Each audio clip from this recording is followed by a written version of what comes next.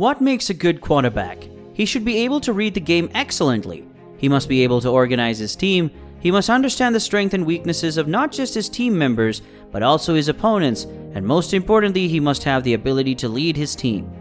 Now, quarterbacks don't necessarily win games, but they play a vital role in making sure that the game is won. Troy Aikman had all these traits and more, and he was pivotal to the Super Bowl success of the Dallas Cowboys in 1993, 1994, and 1996. In today's video, we're going to be looking at the life and career of ex-NFL quarterback Troy Aikman. We'll be looking at his style of play and all the things he has won. Stick around until the end of the video and be sure to give this video a thumbs up and share it with your friends.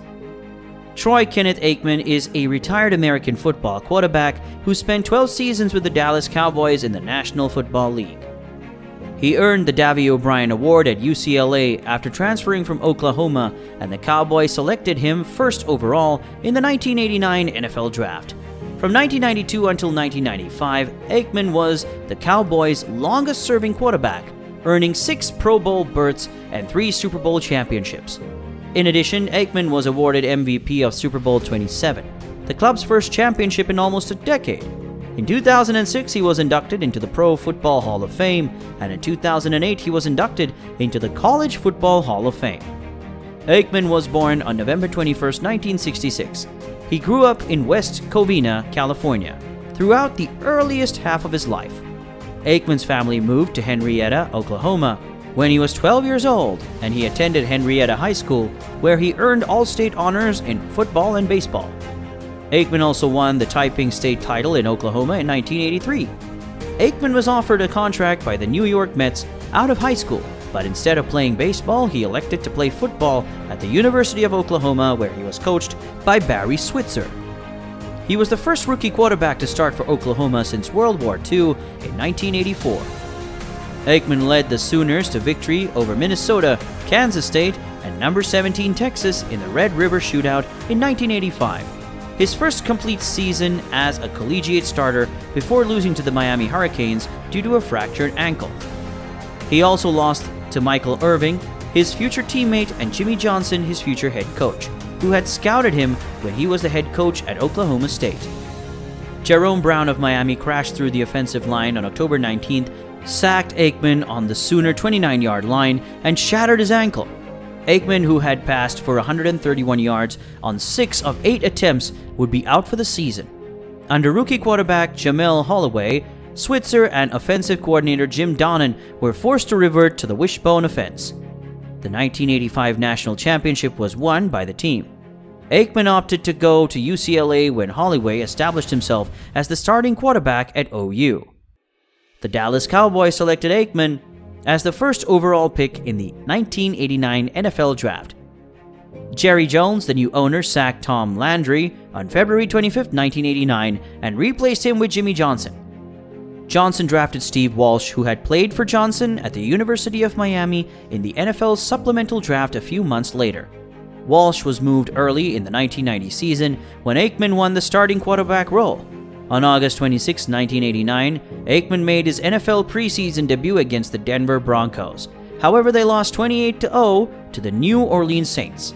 The following week, Aikman threw his first touchdown throw to Michael Irvin, a 65-yard completion, but the Atlanta Falcons intercepted 2 passes and won. He set an NFL rookie record with 379 yards passing in a game against the Arizona Cardinals.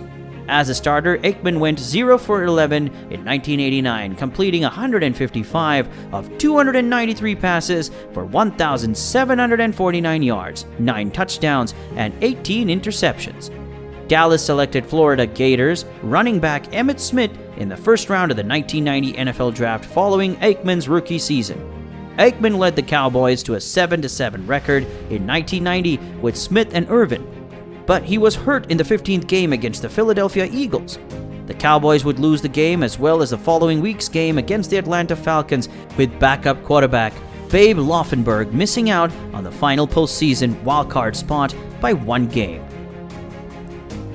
Aikman led the Cowboys to a 6-4 record in the first 10 games in 1991, before he was injured in Week 12 against the unbeaten Washington Redskins. Aikman was replaced by Steve Buerlein, and Dallas concluded the season with a 5-0 record and the number 5 playoff spot. In the wild card round, Bjorlane led the Cowboys to a road upset over the number 4 seeded Chicago Bears.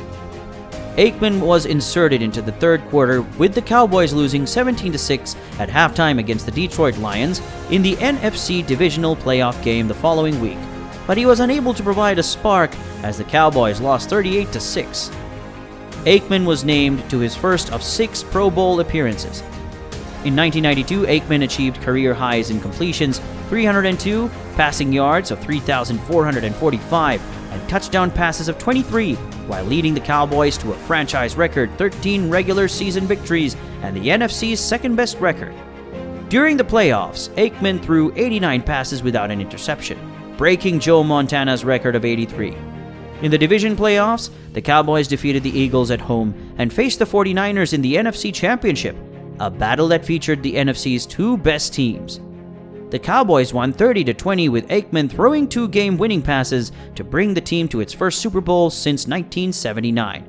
Aikman led the Cowboys to a 52-17 victory over the Buffalo Bills in Super Bowl 27, which was played in his alma mater's home stadium, the Rose Bowl.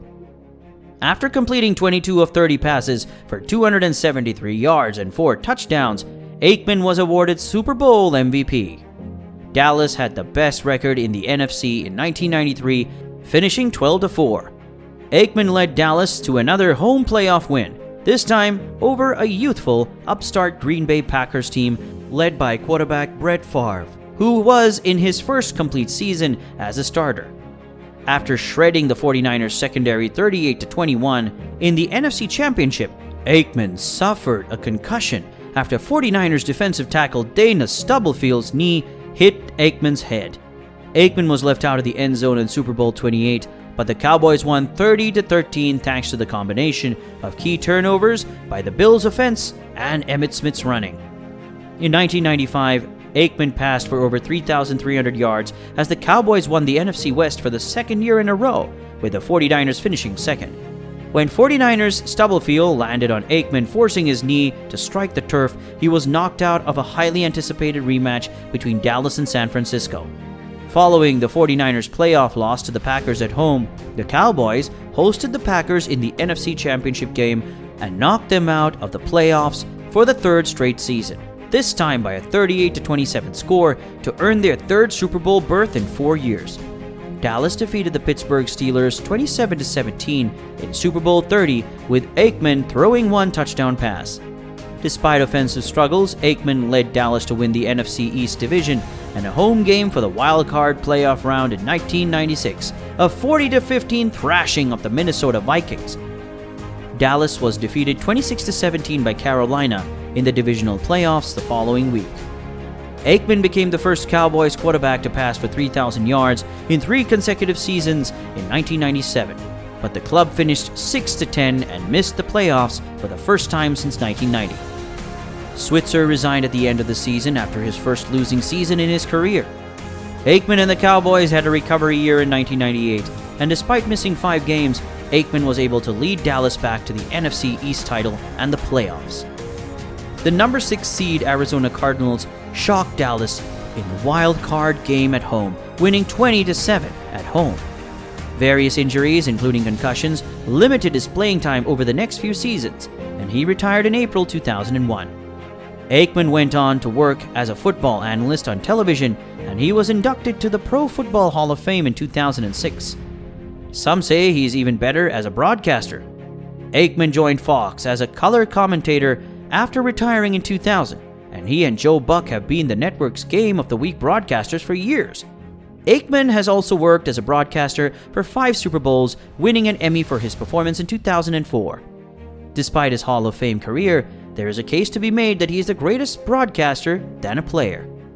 Chuck Klosterman stated in the 2009 Esquire piece about which athletes were better as announcers than players. Even during his best season, probably 1992, Aikman was never the number 1 QB in the league, or even in the NFC. He is, however, the most competent pro football analyst currently on the market. He doesn't talk too much, and he always seems reasonable, the 2 rarest qualities in modern broadcasting. What do you think about Troy Aikman? Let us know in the comments section down below.